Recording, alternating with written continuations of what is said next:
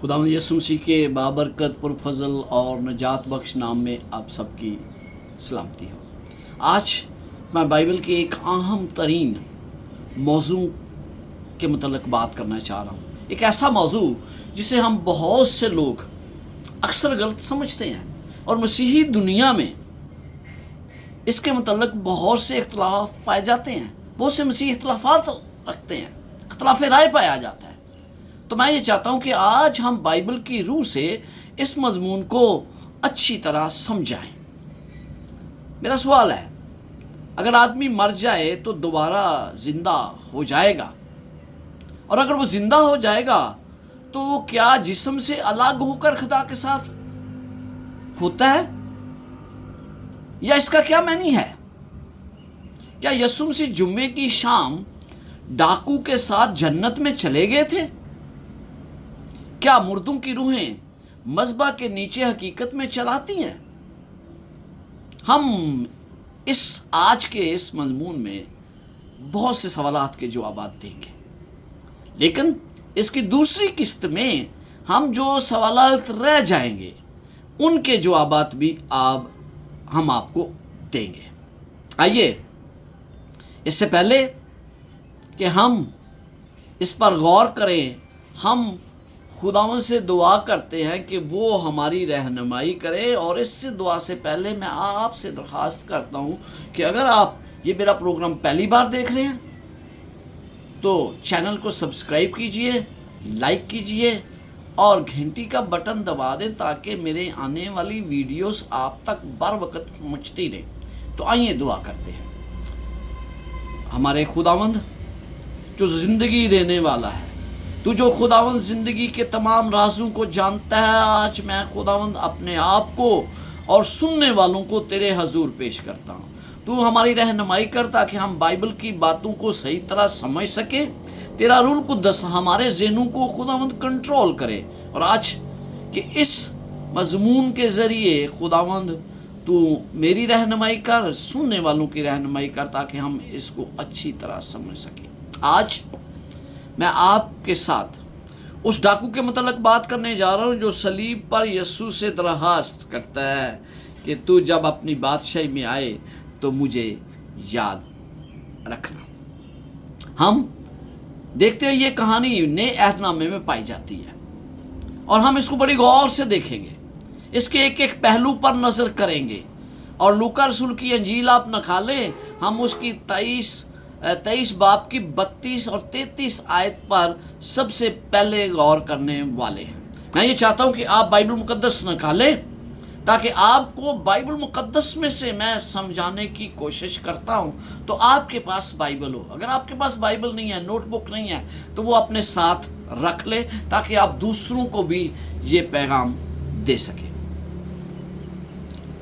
यीशु मसीह के साथ हम जानते हैं कि 2 डाकू मसलूब हुए और उनकी गुफ्तगू क्या थी, और वो 2 और आदमियों को भी जो बदकार थे लिए जाते थे कि उसके साथ कत्ल किए जाएं। जब उस जगह पर पहुंचे जैसे खोपड़ी कहते हैं, तो वहाँ उसे मसलूब किया, और बदकारों को भी, एक को दाएं और दूसरे को बाएं तरफ। हम देखते हैं कि इन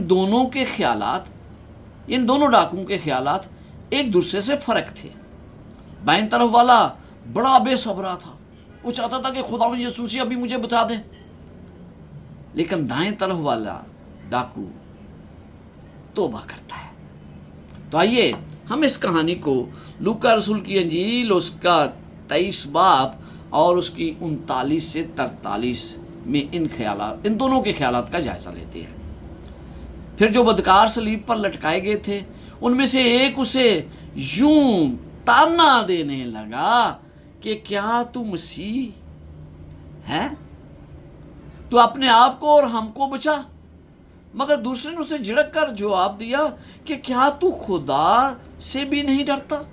हालांकि उसी सज़ा में गिरफ्तार है, और हमारी सज़ा तो वाजिबी है क्योंकि अपने कामों का बदला पा रहे हैं, लेकिन इसने तो कोई बेजा काम नहीं किया। फिर उसने कहा, ऐ यीशु, जब तू अपनी बादशाही में आए तो मुझे याद करना। उसने उससे कहा, میں تجھ سے سچ کہتا ہوں کہ آج ہی تو میرے ساتھ فردوس میں ہوگا. یہ الفاظ ہیں جسے ہم اکثر غلط سمجھتے ہیں. اس 43 آیت میں اس کو سمجھنے کے لیے جب ہم غور کرتے ہیں، جب ہم اس کو مختلف طریقے سے سمجھتے ہیں، تو یہی پر اختلافات ہے. باقی ٹھیک ہے سارا کچھ، لیکن اس میں اختلاف رائے پایا جاتا ہے. پوری کہانی میں 43 آیت ایک ایسی ہے جس کے بارے میں مسیحیوں میں بہت اختلاف رائے پایا جاتا ہے. بہت سے لوگ سوچتے ہیں کہ ڈاکو اسی دن یسوع مسیح کے ساتھ فردوس میں چلا گیا تھا. جب ہم اس آیت پر غور کرتے ہیں تو بہت سے ایسے عوامل ہیں جنہیں مد نظر رکھنا ضروری ہے، کیونکہ اگر میں یہ تسلیم کر لیتا ہوں کہ ڈاکو اسی دن آسمان پر چلا گیا تھا، تو پھر مجھے یہ بھی تسلیم کرنا پڑے گا کہ یسوع مسیح بھی اسی دن آسمان پر چلا گیا تھا. تو میرا مقصد اس مضمون کے ذریعے، اگر آپ سوچتے ہیں کہ ڈاکو اسی دن آسمان پر چلا گیا تو وہ آپ کی رائے ہے، میں آپ کی دل آزاری نہیں کرنا چاہتا، لیکن یہ میرا فرض ہے کہ خدا کی دی ہوئی عقل کے مطابق میں آپ کو درست طور پر بیان کر سکوں. میرے لیے یہ بتانا انتہائی ضروری ہے کہ میں وہی بات لکھوں جو یسوع مسیح مجھے سکھانا چاہتا ہے اور جو بائبل کے مطابق ہے. سب سے پہلے ہمارے لیے ضروری ہے کہ ہم جانیں کہ بائبل مقدس میں کوئی رسم و اوقات یعنی پنکچویشن مارک نہیں ہوتے تھے. کوئی سوالیہ نشانات، فلیجہ نشانات یعنی کہ ایکسکلیمیشن مارک، فل سٹاپ اور کوما کے نشانات نہیں پائے جاتے تھے. اس کا اضافہ مترجم نے یونانی زبان سے انگریزی زبان میں کرتے ہوئے اپنے طور پر اضافہ کر دیا، اور یہ نشانات انہوں نے اپنی مرضی کے مطابق، جہاں ان کے خیال کے مطابق درست تھے، لگا دیے. اس آیت میں اختلاف رائے کی بنیادی وجہ یہ ہے کہ ہم کوما کہاں لگاتے ہیں، اور یہ تمام صورتحال کو تبدیل کر دیتا ہے. کاما آپ کس جگہ لگاتے ہیں اس سے بہت فرق پڑتا ہے. آپ نے کہاں کاما لگایا، اور اگر آپ کاما ایک جگہ لگاتے ہیں تو اس کا مطلب کچھ اور ہے، اور دوسری جگہ لگاتے ہیں تو اس کا مطلب بہت فرق ہو جاتا ہے. تو آئیے ہم اس کو سمجھتے ہیں کہ یہ کاما کیوں اتنا مسئلہ کریٹ کر رہا ہے. میں اردو کی بائبل کی بات نہیں کر رہا، میں انگلش کی بائبل کی بات کرنے لگا ہوں. 43 آیت انگلش میں کچھ اس طرح تحریر ہے: Verily I say unto thee, comma, today shall thou be with me in paradise. یہ کنگ جیمز ورژن سے آیت لی گئی ہے، اور اس کے ساتھ میں چاہتا ہوں کہ آپ NIV کا ترجمہ بھی دیکھیں. Truly I tell you, comma, today you will be with me in paradise. دیکھیں یہاں پر کاما دی یا یو کے بعد لگا ہے، لیکن چونکہ کاما وغیرہ بعد میں لگے، لیکن یہی کاما اگر ہم ٹوڈے کے بعد لگاتے ہیں تو آیت کا موضوع بدل جاتا ہے، اور اس کے معنی بھی. Verily I say unto thee today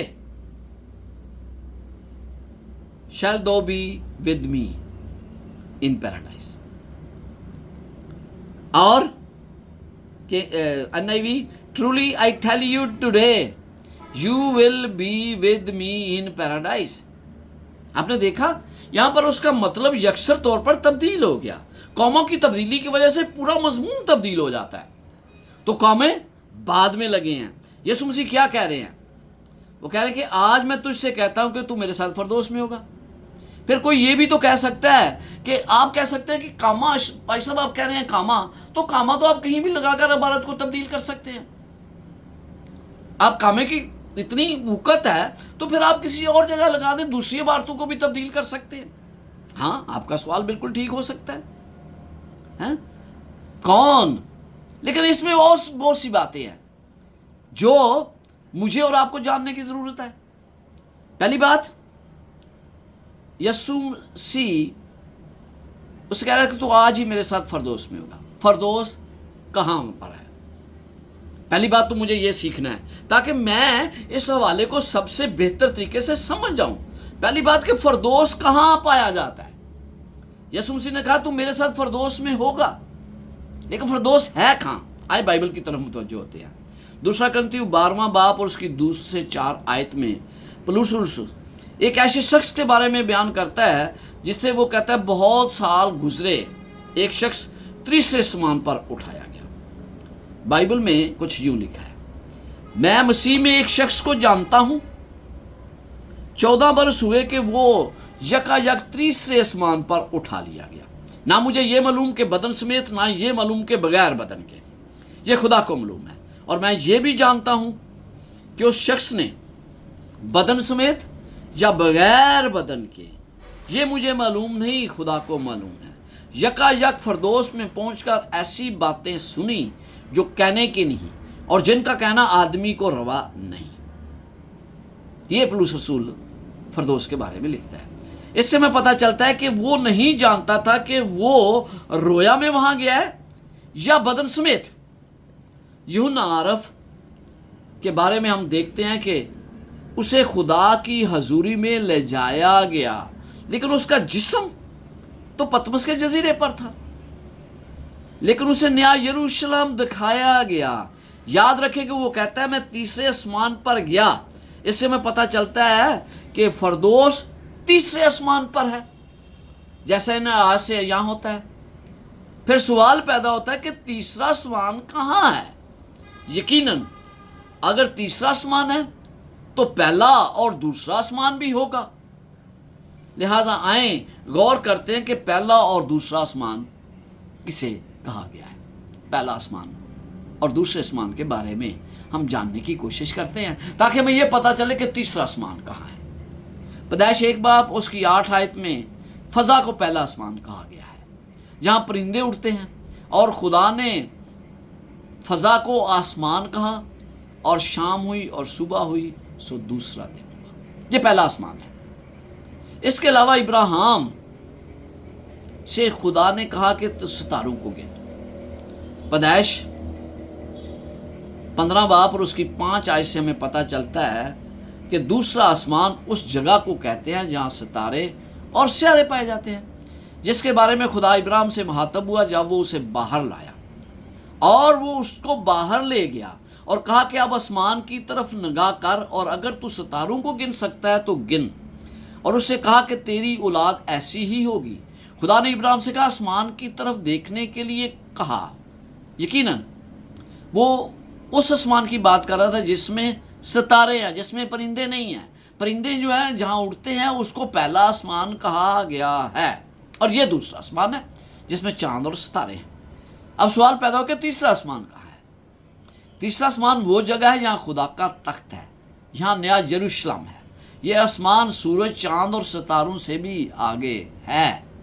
अब आप कह सकते हैं कि हम किस तरह पता चलेगा कि तीसरा आसमान इसे कहते हैं। आए इसे समझने के लिए मजीद बाइबल की तरफ मुतवज्जो होते हैं, ना कि इंसानी तालीमात की तरफ, क्योंकि मेरा मकसद बाइबल की तालीमात पर मुतवज्जो करना है।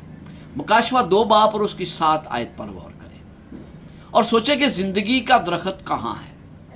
जहाँ पर लिखा है जिसके कान वो सुने कि रूह कलीसियों से क्या फरमाता है। जो गालिब आए मैं उसे उस जिंदगी के दरख्त में से जो खुदा के फरदौस में है फल खाने को दूंगा। यहाँ आप देखते हैं कि जिंदगी का दरख्त खुदा के फरदौस में है। लिहाजा पौलुस रसूल 1 करंथियों 12वें बाब में भी उसी जगह की बात करता है जो तीसरे आसमान पर है। लिहाजा अब एक और सवाल पैदा होता है कि खुदा के फरदौस में जिंदगी का दरख्त कहाँ है। आइए बाइबल मुकद्दस की तरफ देखते हैं। हम और कोई हवाला नहीं देखने, हम सिर्फ और सिर्फ बाइबल का इस्तेमाल करेंगे। मुकाशवा 22 बाब और उस पहली 2 आयत में रोया में यूहन्ना रसूल कहता है, फिर उसने मुझे बलौर की तरह चमकता हुआ आबे हयात का एक दरिया दिखाया जो खुदा और बरा के तख्त से निकलकर उस शहर की सड़क के बीच में बहता था, और दरिया के वार पार जिंदगी का दरख्त था। उसमें 12 किस्म के फल आते थे और हर महीने में फलता था, اور اس درخت کے پتوں سے قوموں کو شفا ہوتی تھی۔ یہاں پر ہم دیکھتے ہیں کہ سڑک کے درمیان اور دونوں جانب زندگی کا درخت ہے، جس پر سال میں 12 پھل لگتے ہیں۔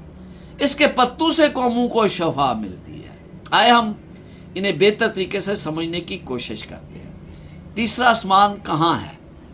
وہی ہے جہاں فردوس ہے۔ زندگی کا درخت فردوس میں ہے۔ اور فردوس کہاں ہے؟ جہاں خدا کا تخت، اور خدا کا تخت نے یروشلم میں ہے۔ سوال پیدا ہوتا ہے کہ جب یسوع مسیح نے ڈاکو سے کہا کہ تو میرے ساتھ فردوس میں ہوگا، تو لہٰذا یسوع مسیح اس جگہ کی بات کر رہے تھے جہاں خدا کا تخت ہے اور جہاں زندگی کا درخت پایا جاتا ہے۔ لہذا یسوع مسیح اسی فردوس کی بات کر رہے تھے جہاں خدا کا تخت اور زندگی کا درخت اور نیا یروشلم ہے۔ اس کے علاوہ میں یہ چاہتا ہوں کہ آپ مکاشفہ 22 باب اور اس کی 14 آیت کو بھی دیکھیں، جہاں زندگی کے درخت کا ذکر کیا گیا ہے۔ اس حوالے میں ہمیں بتایا گیا ہے کہ زندگی کا درخت مقدس شہر میں ہے، خدا کی حضوری میں ہے۔ بائبل مقدس میں لکھا ہے، مبارک ہیں وہ جو اپنے جامے دھوتے ہیں، کیونکہ زندگی کے درخت کے پاس آنے کا اختیار پائیں گے اور ان دروازوں سے شہر میں داخل ہوں گے۔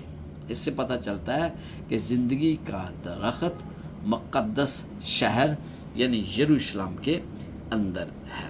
افسوس کی بات ہے کہ پرانے عہد نامے اور نئے عہد نامے کے درمیان جب یوحنا بپتسمہ دینے والے نے منادی کا آغاز کیا تو یہودیوں نے فردوس کے متعلق عجیب قسم کی روایت قائم کر لی، عجیب قسم کی تعلیم دینا شروع کر دی، اور اس طرح انہوں نے بنیادی تعلیم کے نظریے کو بدل دیا۔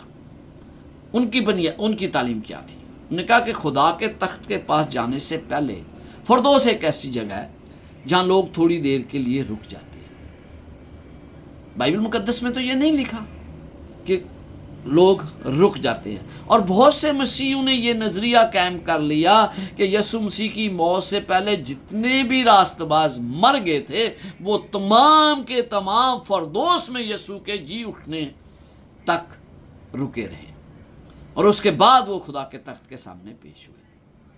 سوال یہ پیدا ہوتا ہے، کیا یہ بائبل مقدس کی تعلیمات کے مطابق ہے؟ ہرگز نہیں، کیونکہ ہم پہلے ہی ثابت کر چکے ہیں کہ فردوس نے یروشلم اور زندگی کا درخت تیسرے آسمان پر واقع ہے۔ یہی خدا کا تخت بھی ہے اور یہی برا بھی ہے۔ یقیناً یسوع مسیح ڈاکو سے یہ نہیں کہہ رہے تھے کہ تمہاری روح کسی درمیانی جگہ پر جائے گی اور اس کے بعد تم خدا کے تخت کے سامنے جاؤ گے۔ اگر یسوع مسیح اس سے یہ کہہ رہے تھے کہ تو میرے ساتھ خدا کی حضوری میں ہوگا، تو یسوع مسیح مرنے کے بعد کہاں گئے تھے؟ سوال پیدا ہوتا ہے نا کہ یسوع مسیح مرنے کے بعد کہاں گئے؟ کیونکہ ہم بائبل کی تمام تعلیمات کو ایک ہی نظر سے دیکھتے ہیں اور پھر ہم یہ کوشش کرتے ہیں کہ ہم بائبل کی تعلیم کو اچھی طرح سمجھیں۔ بائبل کے مطابق یسوع مسیح مرنے کے بعد کہاں گیا؟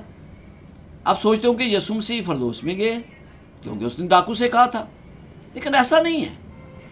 میں ایسا نہیں سوچتا، کیونکہ بائبل مقدس ہمیں بتاتی ہے، اعمال 2 باب 25 سے 27 آیت پڑھتے ہیں، جہاں پترس رسول پینتیکوس کے دن زبور 16 باب اس کی 9 آیت میں پائے جانے والی یسوع مسیح کے متعلق پیشن گوئی کا ذکر کر رہے ہیں، جہاں داؤد نبی یسوع مسیح کے بارے میں اس واقعہ سے ہزاروں سال پہلے کہتا ہے، کیونکہ داؤد اس کے حق میں کہتا ہے، میں خداوند کو ہمیشہ اپنے سامنے دیکھتا رہا کیونکہ وہ میری دائنی طرف ہے کہ مجھے جنبش نہ ہو۔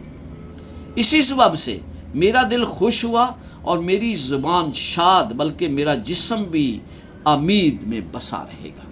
اس لیے تو میری جان کو عالم روا میں نہ چھوڑے گا اور نہ اپنے مقدس کے سڑنے کی نوبت پہنچنے دے گا۔ سوال پیدا ہوا کہ یسوع مسیح مرنے کے بعد کہاں گئے؟ فردوس میں گئے جہاں خدا کا تخت اور زندگی کا درخت بھی ہے۔ اعمال 2 باب 27 سے واضح اور بتایا گیا ہے کہ یسوع مسیح قبر میں تھے، قبر میں خدا اسے ترک نہیں کرے گا اور نہ اس کا جسم سڑنے دے گا۔ کیا ڈاکو اسی دن مر گیا؟ یہ سوال بھی بڑا اہم ہے کہ کیا ڈاکو کی موت اسی وقت ہوئی؟ ہمیں ایک اور سوال کرنے کی ضرورت ہے کہ کیا ڈاکو حقیقت میں اسی دن مر گیا تھا؟ کیونکہ یوحنا 19:31-34 میں لکھا ہے، پس چونکہ تیاری کا دن تھا، یہودیوں نے پلاطوس سے درخواست کی کہ ان کی ٹانگیں توڑ دی جائیں اور لاشیں اتار لی جائیں تاکہ سبت کے دن صلیب پر نہ رہیں، کیونکہ وہ سبت ایک خاص دن تھا۔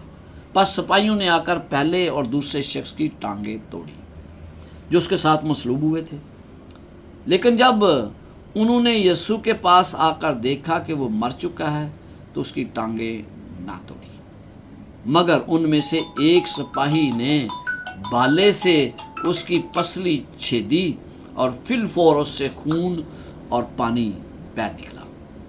کیا ڈاکو کی صلیب پر اسی دن موت واقع ہو گئی تھی؟ ہرگز نہیں۔ یسوع مسیح مر چکا تھا، لیکن دونوں ڈاکو ابھی تک زندہ تھے۔ یسوع مسیح کی وفات کس وقت ہوئی؟ یسوع مسیح کی وفات کس وقت ہوئی؟ یہ بھی بڑا اہم سوال ہے۔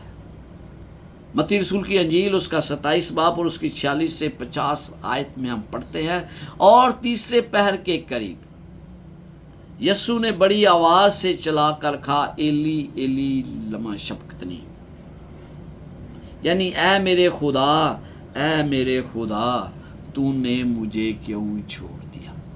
جو وہاں کھڑے تھے ان میں سے بعض نے سن کر کہا، یہ ایلیا کو پکارتا ہے۔